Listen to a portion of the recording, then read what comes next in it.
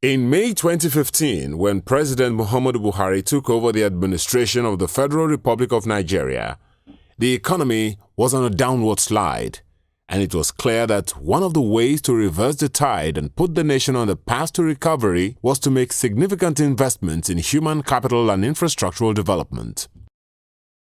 By November 2015, the President approved Babatunde Raji Fashola as Honorable Minister of Power, Works and Housing, with a mandate to ensure that the administration's policy of growing the nation's economy through infrastructural development was achieved. Upon assuming office, the Honorable Minister and his team went straight to work, focusing first on the reconstruction and rehabilitation of priority roads across the country.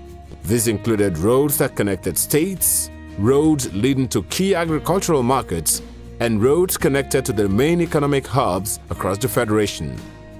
With work progressing on these roads to revive economic activity, the ministry decided to focus on another key area of intervention that would galvanize human capital development, intervening in road infrastructure in higher institutions across the country.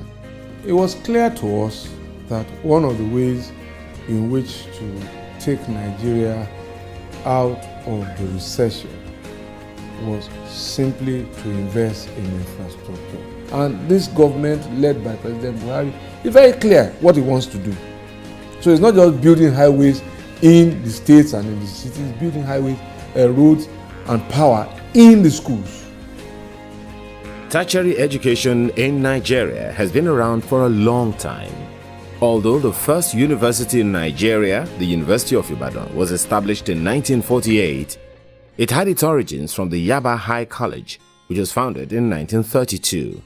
Since then, many other universities have sprung up, and currently, there are over 80 federal and state universities spread across the country, all established by government to nurture and grow the dreams of millions of Nigerian youths. The university is one of the second-generation universities established in 1975 to cater for the educational needs of largely the people within the sub-region of the Northeast and also other parts of the country. The University College Hospital is the flagship teaching hospital in Nigeria, and that makes us the premier teaching hospital in the nation. And as a flagship teaching hospital, we have provided training of specialists for not only Nigeria, but for the West Africa sub-region. And so it's a unique teaching hospital.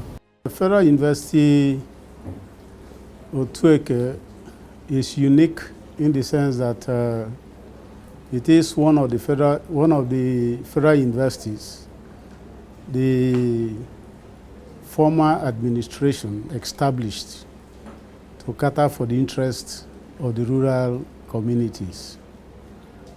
And the university, from its inception, have successfully addressed that particular objectives of government.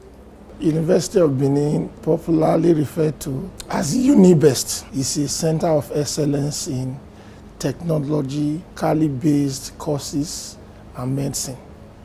Some of the best engineers and doctors in Nigeria are product of University of Benin. As with most universities across the world, funding, infrastructure and tuition costs remain key challenges to function properly. And in Nigeria, the case is no different. One key challenge that most federal universities in Nigeria have had to contend with over the years is the state of road infrastructure within and around the campuses and hostels. In some of these universities, some roads are virtually impassable, and one can only imagine the impact of this challenge on the students' ability to learn and perform properly. If you come to Futo, we have a serious challenge. We don't have enough roads, and even the ones we have are having a lot of potholes. All of the roads on campus were in a very highly dilapidated conditions. Cracks everywhere, potholes everywhere.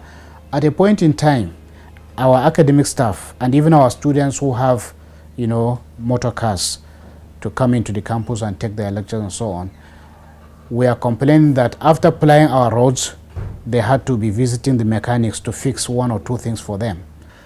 If there are no roads, no matter the structures you build, they are not accessible. And this road is our lifeline to any structure that is going to be built or those structures that have already been built. You can imagine when you have to maybe drive or walk through mud to get to your office.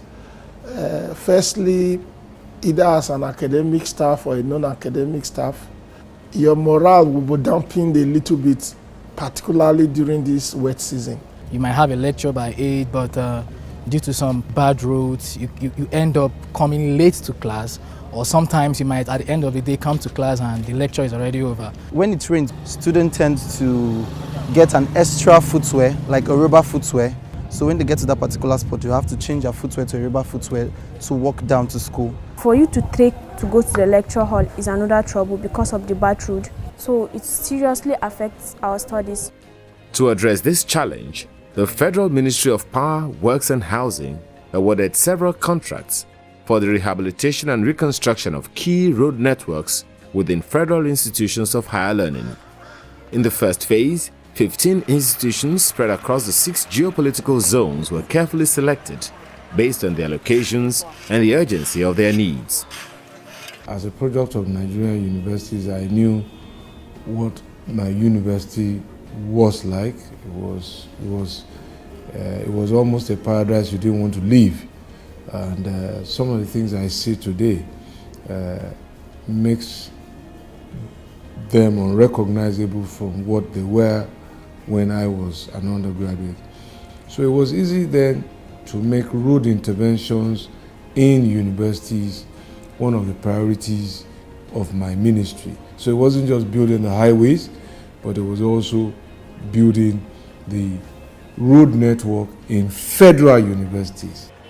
The institutions are University College Hospital, Ibadan, Kaduna Polytechnic, Kaduna State, University of Nigeria, Nsukka, Federal College of Education, Katsina State, University of Benin, Edo State, Bayero University, Kano, Federal University of Technology, Owerri, Federal Polytechnic, Bauchi, Federal University, Oye, Ekiti State, Federal University, Kashere, Gombe State, Federal University, Otoke, Bayelsa State, Federal University, Gashua, Yobe State, Federal University, Lokoja, University of Maiduguri, Borno State, and Federal University, Lafia, Nasarawa State. Each of these universities had road networks that were in different stages of disrepair, and the mandate was to ensure that the roads were fully rehabilitated so that students and other members of the school community could benefit from easier road access. The works included road constructions and maintenance, drains and curbs constructions, and asphalt overlay. When we came in, we saw the dilapidated set of road. It was not motorable. Water was taken over the whole road. The road was in 3 sections. The first stage, we did the subgrade level to the sub-base level. We now do the asphalt level. Right now, we are working on the line drains. And when rain stops, then we can continue with the earthworks. Some of the portions are already deteriorated to the sub-base. So we need to fix the road and get it to the base level before it will be able to accommodate our surface work. Most of the area we covered are overlay. When you talk of overlay, you put in the topmost layer. The scarified section were built to the standards of Federal Ministry of Works, while the overlay depend on what is existing. Those sections built to our standard will be able to withstand the test of time. One of the immediate impacts of this project was in the area of job creation. In all the work sites, the labor that was used consisted mainly of indigenous workmen who, as a result of the project, could now work to earn a living. We have presently in the earth moving close to, let's say, 60 personnel here. Out of the 60, you have about 25 staffs. The other ones are directly employed people. So out of the directly employed people, normally we try to seek people from the local environs, because the people that are working here, they know the area, they know the logistics involved, they know the people. So we prefer to employ people from the local surroundings. Yau kana cikin wani kunci idan ka samu abin da zai taimaki rayuwarka ko da kaɗan ne za ka ji daɗi sosai. So kuma na samu na ji daɗi biyan bukatuwa inda haka kana aiki yau kaɗan ji gobe babu, to wannan kuma ya kama kusan kullum muna cikin aikin ka ko ya fi a yi yau gobe ba a yi ba, saboda haka is better alhamdulillah. Gaskiya kafin wannan lokacin na jima ba na aikin komai, kawai dai ina neman aiki ne, na yi try force kamar so 4 haka ma dai ban samu ba. Gaskiya ya taimaka min sosai saboda na biya bukatuna daban-daban, har na taimaka ma wani ma wanda nake da wanda Allah ya ban ikon taimaka masa, kamar iyayena da kannaina da wasu abokanaina haka, duka dai kowanne ya amfana da kudin da na samu. Yeah, the employment here, it has generated a lot of employment. Almost the contractor and his own employment, about 100 employees are working here locally from this environment. More than 100 are benefiting from the project, are working here. That's in terms of masons, laborers, operators, drivers, and so many of them. Before I started working here, I was doing nothing. I just sit at home. So when I had this opportunity, I can't let it pass me by. I decided to join and work. With this project, me working here, I feed myself, which I'm very happy about. And I do little things to my siblings. At least I can brag that yes, I'm doing something. Federal government is trying because many of us, we have already lost hope that nothing can come in. Nothing better can happen, but with what federal government is doing now, like as you are seeing me, I have a wife with 2 children. As this work commences, I'm feeding my family from this place. I believe federal government, they are trying. It's the product of very deep thinking and targeted interventions to improve the quality of education and also to expand opportunities for employment and productivity to grow the economy. Although the various road projects in the schools were awarded to different companies, the entire project was closely supervised by the Federal Ministry of Works to ensure that they were all executed on time, within budget, and delivered at highest standards. Our job is to ensure that quality work is done. So we refuse to accept excuses for poor performance. For instance, Oye here, where we are in Ekiti, the road we are working on is the major access road. So it will likely record higher traffic. So the pavement strength you expect is quite higher, okay? But in the one in Kano, the road network we are working on there is the one at the staff quarters. So it's not likely to record the same volume of traffic. However, but you have a common denominator. You have the subgrade, the sub-base material, the base material, the wearing cost, and the final asphalt you place on them.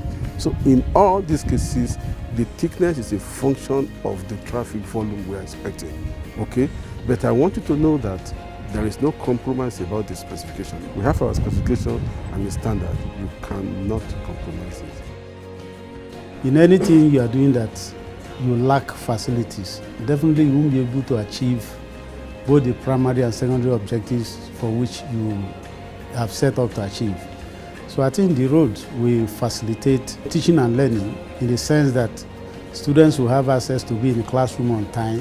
When they finish their lectures, if they have to go for another lecture, they should be able to move easily without any challenge. It will help in improving teaching and learning because the whole, our primary assignment is teaching and learning as a teacher education institution. So it will improve in academic activities, and also the parents of the students will also move easier around the institution with this road. Once these roads are put in shape, it will really change the landscape of the Polytechnic. By the time the federal government completed the construction of this road, it will be so wonderful, so wonderful. Our students will now study in a much more comfortable environment. And to that extent, when the NUC is now engaging in the ranking of universities, our ranking is bound to go up.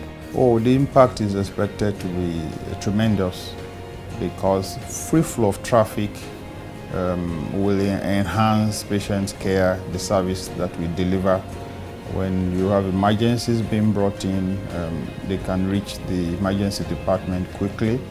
And also the hospital should also be a place where people come to, and the environment should enhance their well-being. After months of work, almost all the institutions designated for the first phase of the road interventions now have completed projects, while the rest are nearing completion. Students and other members of the academic community are already enjoying easier access to and from facilities within their campuses and can attest to the direct impact that this is having on the learning environment.